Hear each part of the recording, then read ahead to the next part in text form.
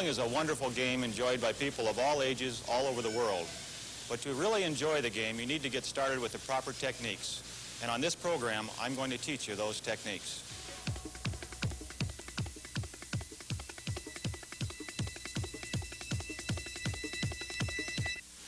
Most bowling centers are equipped with rental shoes and balls that are available for your use.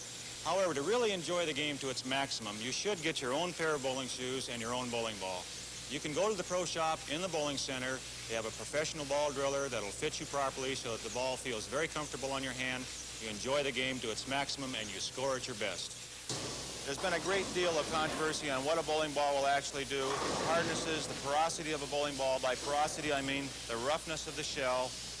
What causes things to happen with different kinds of bowling balls, whether they be rubber or plastic. Now, there are different benefits from using rubber than there are from using plastic. Rubber ball normally, when it goes down the lane, doesn't react quite as much to the surface of the lane. The plastic ball will react to whatever's there immediately. If it hits a slight dry area, it grips immediately and moves. If it hits a slight wet area or oily area, it tends to skid more.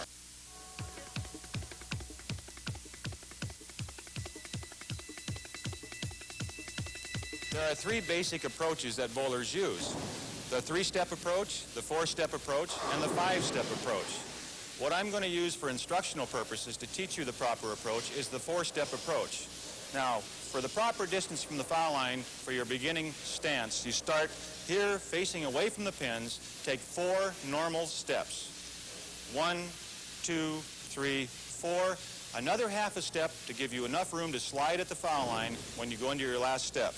Here, then you turn around, face the pins, and you're in your proper stance to get started to the foul line. Now, we get the bowling ball, return to that starting position, very important. Stand with your knees slightly flexed and relaxed, your upper body straight. Hold the bowling ball about waist high out in front of you like this, with most of the weight in the opposite hand, so that this relaxes your bowling hand. You can then swing the ball freely from the shoulder. The proper position for your fingers and your thumb in the bowling ball now before you go into your release is to have them between 3 and 6 o'clock on the dial. This gives you a good release position, a good rotation on the ball when it goes into the pins for maximum strike power. Now you're ready to roll the ball. Remember to be completely relaxed. Push the ball straight out with the first step. 2, 3, 4, and you strike. We'll reverse the picture and see that right-handed.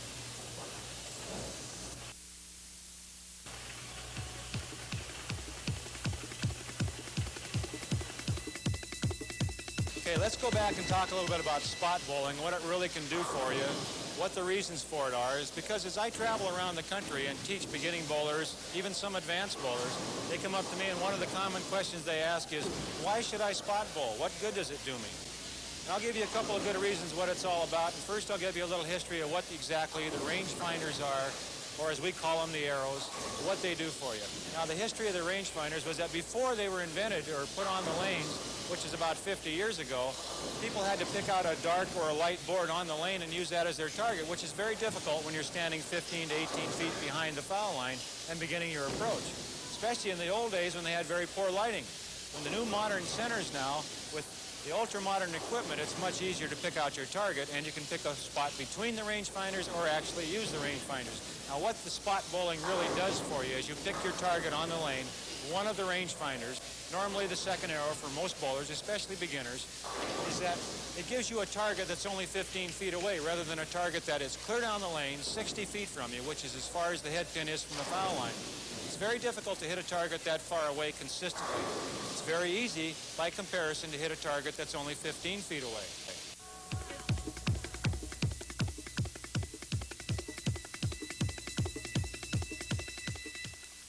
All right, now that we've made a good approach, remember, we paced off that extra half a step so that we could get the slide in there. You must slide for good balance. Balance is very important. Your knee must be bent, shoulders parallel to your target line, and right directly over your knee so that you can extend to your target with a good high follow-through for maximum roll on the ball so it drives into the pins to get those strikes we all really want to get. Let's go back and talk about relaxation. The most important ingredient in the game of bowling, if you're going to do it well, is to be relaxed. By being relaxed, remember when we talked about bending the knees a little bit so you're relaxed in your stance to start with, keeping the weight of the ball in the opposite hand so that you can relax your shoulder, let the ball swing free from the shoulder with a good relaxed swing. A good relaxed arm swing creates a constant speed on the ball, so the ball will do the same thing every time when you release it. Now also, with a good relaxed arm swing, you're going to get to the foul line at the same speed, which keeps your feet at a constant pace for good balance at the foul line. Let's talk about releases. You've heard of the backup ball, you've heard of the straight ball, and maybe the hook ball. Now, most people that score well in the game of bowling use a hook ball. The straight ball isn't used because the ball has a tendency to go down the lane and deflect away from the pins. It's very difficult to get good strike power out of a straight ball. The same thing is true with reverse hook. Okay, now I'm going to demonstrate the releases for you, all three releases. You can see what I mean by them. And here we'll start with the straight ball. Now, the straight ball is released with the hand going straight through the center of the ball in this manner, the ball rolling off the end of the fingers. Doesn't hook either way, just goes straight into the pins. Now, watch closely, and I'll show the straight ball to you. Nice and relaxed, straight to the pins, right through the back of the ball. Notice the ball doesn't hook, goes straight to the pins. And again, because the ball isn't hooking, it's not driving into the pins, it's difficult to strike with that. The next release I'll show you will be a backup ball. Now, the backup ball or reverse hook is thrown in this manner, with the inside, the elbow going to the inside of the ball in this, which creates reverse hook. The wrist turning this way, the ball rolls in the opposite direction or rotates in the opposite direction. Okay, here we go with the reverse hook or backup ball. I'll use the same type of approach as far as footwork goes, just rotating the elbow to the inside and the wrist in the opposite direction. Ball rotates the opposite direction. Sometimes it hooks. That one didn't. Okay, now we'll throw the normal delivery that most bowlers will use for maximum striking action. That's a hook ball, or the ball that goes out of your hand and hooks into the pins for maximum drive and maximum striking power. Again, nice and relaxed, knees slightly bent, and a good follow-through.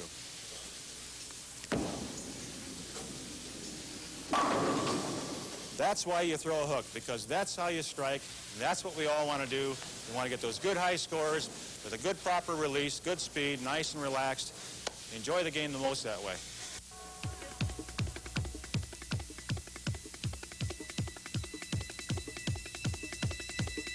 That's exactly what roll on the ball is. The different kinds of roll, what causes them, different releases that cause different kinds of rolls, and where they actually track on the surface of the ball.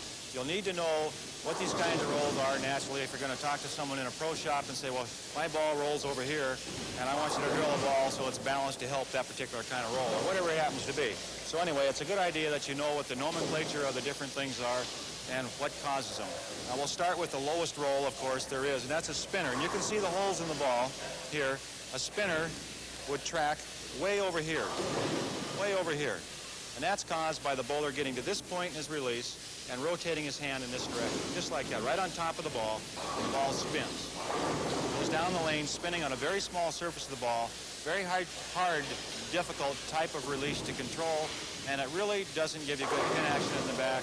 You can't make very many good adjustments with it. It's, I don't think, a very good release at all. The next one, very basically, is what we call a three-quarter roll. A three-quarter roll is called a three-quarter roll because it rolls over three-quarters of the surface of the ball, like this. As you can see, it comes about 1 inch to 1.5 inches from the thumb hole and approximately 1.5 inches to 2 inches from the thumb. So it would be in this area of the ball, through here. This is a three-quarter roll and what I consider to be best type of roll for most lane conditions. It's the kind that will give you the most pin action, the most carry on the back end, and it's the easiest to make your adjustments with and be consistent. Now, this type of roll you get by having your hand in this position, slightly to the right of center, your fingers. Okay? As you hold the ball like this, keep it there all the way through your swing. As you start to release the ball, your thumb comes out, your wrist rotates, not your arm. Not your arm. You always keep your elbow straight through the center of the ball. But your wrist will rotate up to this position. That creates a good, firm release, three-quarter roll, the kind that gets you the most pin action. The next standard type release, or the other one that some players use still today, is called a full roller, where the ball rolls through the center of the ball. And it's called a full roller because it runs right through the center of the ball, obviously. It runs between the fingers and the thumb hole in this manner. this is a good roll. It rolls well, but normally it's very difficult to play from anywhere inside the second arrow with this type of roll because the ball doesn't make a good enough move on the back to get good hit action, good pin action for you. So I, again, think this one isn't really a good type roll to have, the full roller. I suggest that all of you really work hard on trying to throw a good three-quarter roll. Again, the three-quarter roll, when it hits the pins, makes the pins go out sideways. They go out flat like this. And as the pins go out flat like this, you can see what happens. It spins the pins, gives you more carry. If the pins go out standing up like this, as they would with a full roller, again, the roll that goes between the thumb and fingers, if they go out standing up, obviously you're not going to get the same kind of pin action. You're going to leave corner pins, four pins aren't going to trip, things of this nature. Again, you can play more angles with a three-quarter roll. You make more adjustments with the three-quarter roll. You get more pin action out of the pins with a three-quarter roll. Just obviously the best way to go.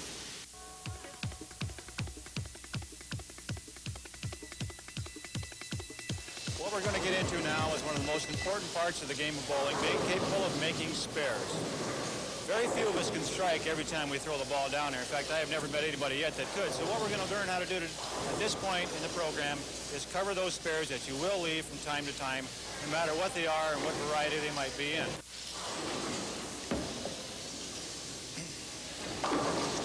All right, now, as you can see, the pins that I've left standing are very common leave for a lot of bowlers because they get a little bit quick with their feet or make a little bit of a bad shot, and they leave, for example, what I've left here, which is the 1, 3, 6, 9. Very common leave. Sometimes you leave the 9 with sometimes you leave just the 1, 3, 6. Anyway, the proper way to make this spare, I'll show you now, is to move slightly with your feet to the left. For me, as a left-hander, to the right, if it was on the other side of the lane for a right-hander. So I'm going to move 3 boards to my left with my feet, which makes a 6-board difference down there, which will make the ball cross over the head pin and cover the spare on the other side of the head pin. For the right-hander, it would look like this.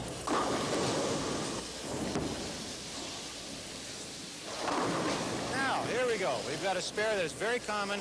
Right-handed, left-handed bowler, doesn't make any difference. We all have the same spare leaves. Now, again, light in the pocket. I've left the 3, the 5, and the 6. Called part of the bucket. Now, if I'd left the 9 pin with it, they'd call it the bucket, the 3, 5, 6, 9. For the right-hander, it's the 2, 4, 5, 8. The same spare, just on the opposite side of the lane. Now, again, as I showed you, when I converted the 1, 3, 6, 9, I moved slightly to my left with my feet, using the same target that I used for my strike ball on the lane, the second arrow. I want the ball to come into this area, just like a pocket shot, to take out the 3, 5, 6. Slightly to the left of my normal strike position, maybe just an inch or two, using the same target on the lane. Make the ball go right between them, and you cover your spares. That's 10 more pins on your average right there. This is a very common leave for both right-handers and left-handers. For the right-hander, it's the 5-7. For the left-handers, it's the 5-10. This is caused when the ball is a little bit behind the head pin or late into the pocket, as we call it, or maybe the ball isn't driving sufficiently enough. You didn't really get that good lift on the ball to make it drive in and take the 5 pin out, so you've left with the pocket split, the good old 5-10 or 5-7. Now, we're going to show you how to make this spare. We're going to show you how to stand. We'll give it a try right now. Again, because you want the ball, because the 5 pin is farther down the lane, you want the ball to go farther down the lane or at a wider angle before it breaks to the pin. It's farther down the lane than the pocket is what I'm saying. Now, so I'm going to stand with my feet about 2 boards to the right of my normal strike ball. I use my same strike target, making the same release I would to throw a strike ball, nice and relaxed, and hopefully we'll make the 5-10.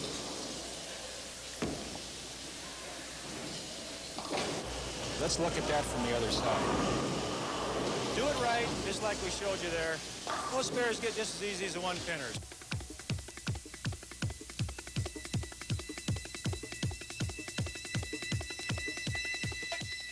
Because of the hard surface and the oil moving around, the dominant shot, again, is a lot of turn on the ball and a late break.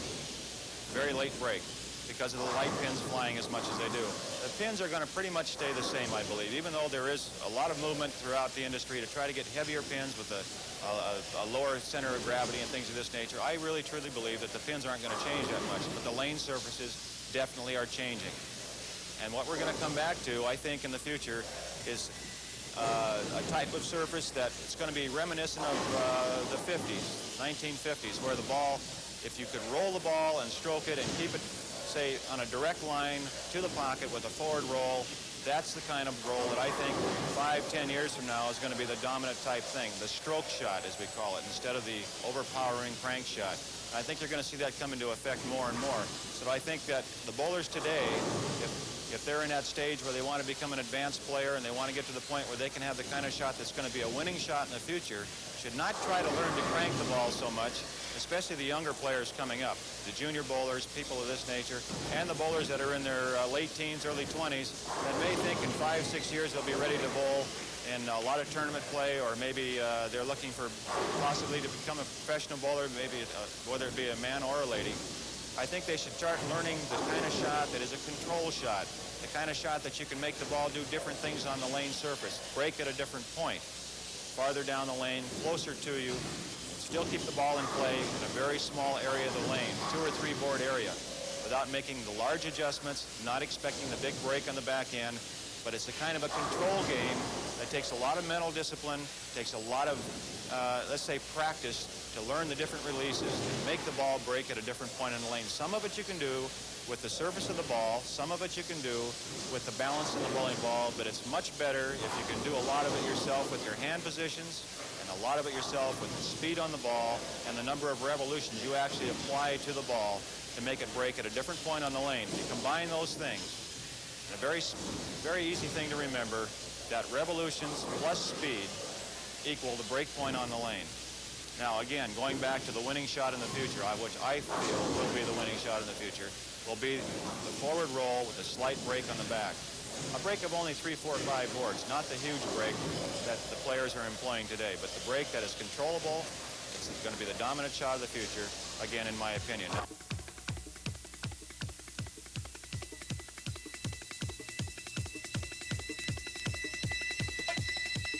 Okay, now what I'm going to do here is demonstrate a few different releases, basically using the area around the second arrow on the lane. As I mentioned before, I feel that the shots of the future may be that you have to stay within 2 or 3 boards of a certain area on the lane and be able to control that area. In other words, make it playable.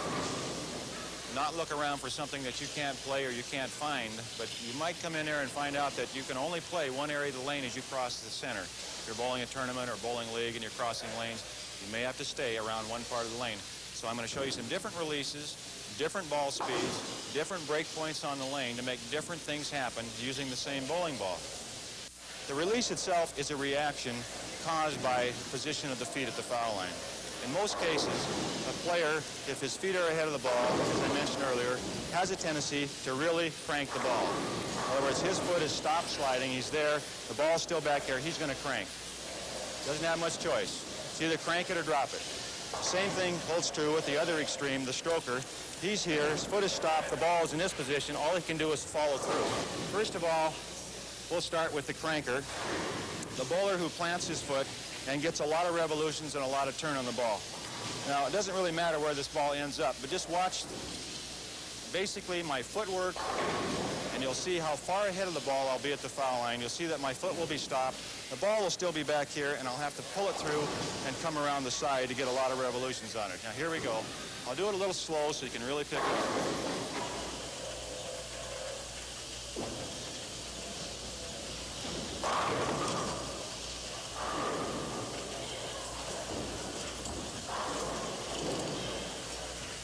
See how I have to pull the ball through. The number of revolutions on the ball has increased by 3 or 4 from my normal shot going down the lane. It's a larger break. The ball obviously will hit harder, but you can see how much harder that is to control than what the shot I think you should learn to play is a good, firm stroke shot. Now, I'm going to demonstrate very quickly, again, what I feel is a good type roll. This is what we call a stroke shot. In fact, I think what I'll do rather than do that right now is go into just the opposite extreme of the crank, whereas the ball and the foot get there together, and all you can do is follow through. Now watch closely. I'll do it again slowly so you can see it. I'll get there together.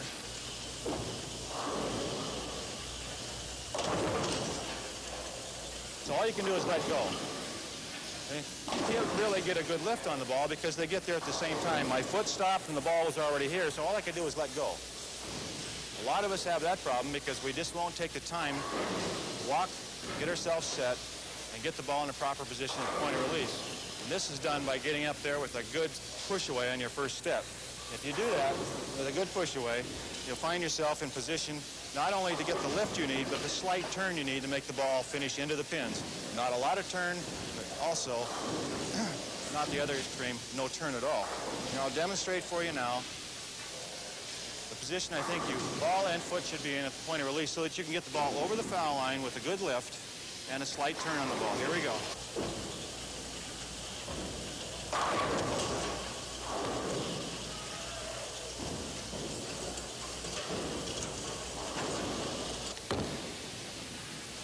Good follow through. That way you get a good reaction on the back end, and you can move the ball around by doing this, as I mentioned before, farther down the lane, closer up, get different things to happen without changing your timing, without changing your ball speed that much. You can change your release by changing the position of your wrist, which is what I do, and I think that's the way to do it myself, or you can do it by changing the point of your release. In other words, where it's at in relationship to your feet, which is very difficult to do. So I think, and what I would teach you today, is that if you keep your wrist firm for your normal shot, and if you want to cut revolutions down, get less revolutions, make the ball go a little farther when you want to cut your speed down, then you want to open your wrist. In other words, bend it back slightly away from the ball so that it's a weak, what we call a weak wrist position. This gets you in a, obviously, and I'll show you quite easily, this gets your hand in a position where instead of being in a firm, straight position as this is, you can see that if I go this way with my wrist, which is a weak wrist, my hand isn't far around the ball. The farther around the ball your hand is, obviously, the more revolutions you can put on it.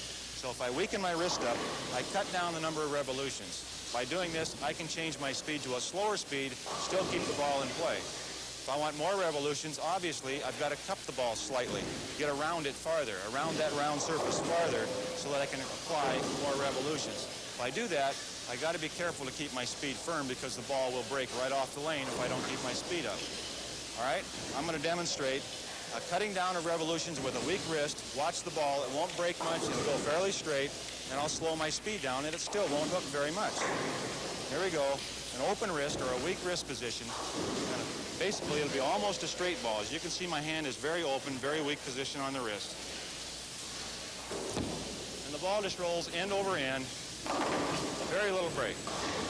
Now, the reason I could throw that kind of shot and what I would use it for is if, for example, the back end, in other words, the pin area of the lane, the ball is breaking very sharply. It's very hard to control the ball if it's breaking very sharply. So what you want to do is cut down the break on the back by creating a weak wrist position, keep the ball in play that way.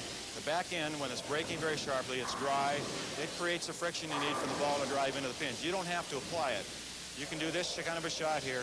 Again, staying in the same area of the lane, keeping the ball in play. The lane itself will create the carry for you. Now, on the other hand, let's say there's a lot of oil on the back end, and I want the ball to finish a little harder. So, to the other extreme, you cup your wrist. And when you cup your wrist, obviously, as I mentioned, you're farther around the ball surface. You're going to get more revolutions. To get more revolutions, you have to keep your speed up a little bit. You don't want to soften it up. So to do that, watch what happens with the ball now as I cup it a little bit. And you can see more revolutions, the ball breaks. If you don't keep your speed up, it breaks through the center of the head pin.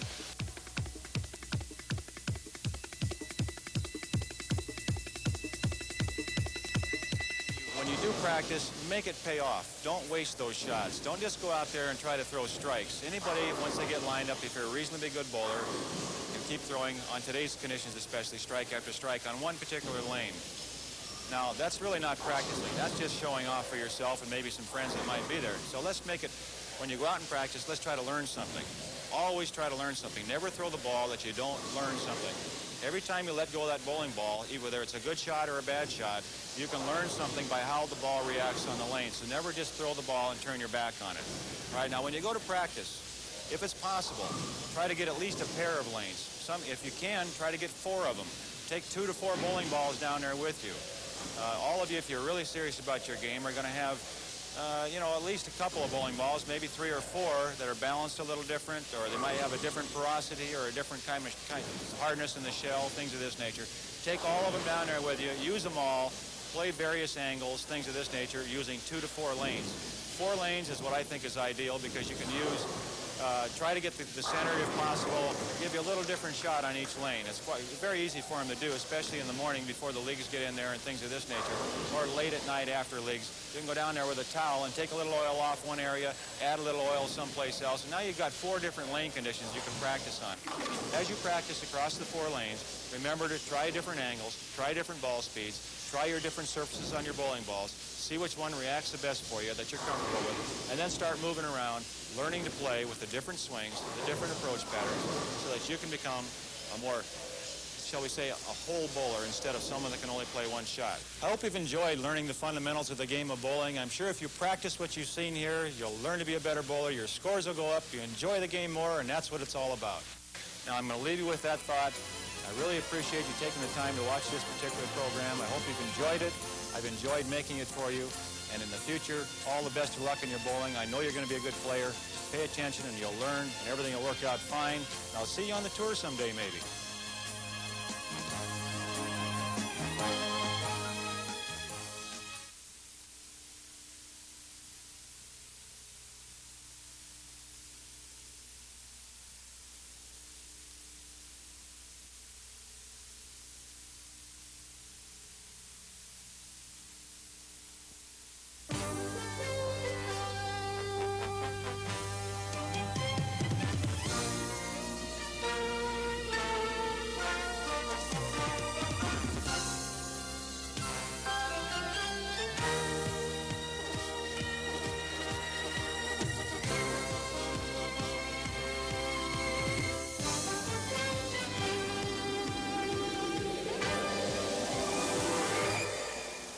I'm Dawn Morris, president of Morris Video.